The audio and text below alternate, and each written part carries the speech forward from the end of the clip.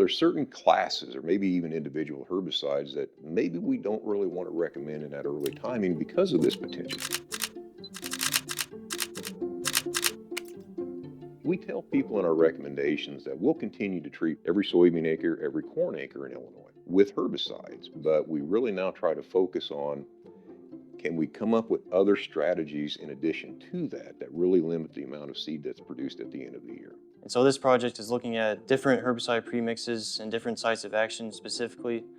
across a dozen different herbicides, to see how soybeans respond to them in an early planted soybean environment versus a more conventional planting timing, since farmers are planting earlier than they historically used to.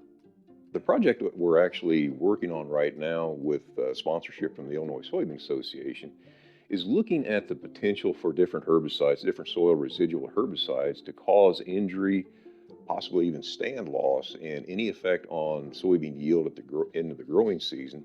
comparing a very early application and planting time with a more what we'll call traditional planting time.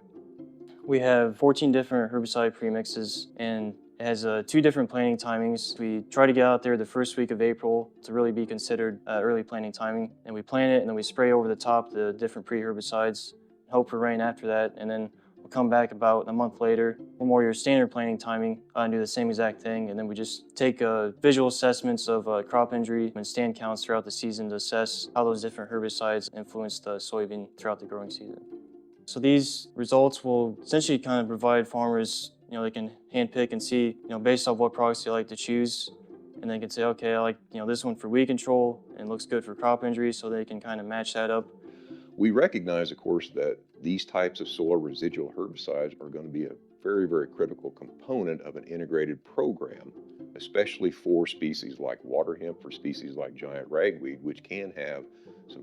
very deleterious effects on crop yield. It's not a project that we're going to have to take 4, 5, or 6 different years to do this. We have the project established right now. To learn more, people are welcome to visit ilsoyadvisor.com.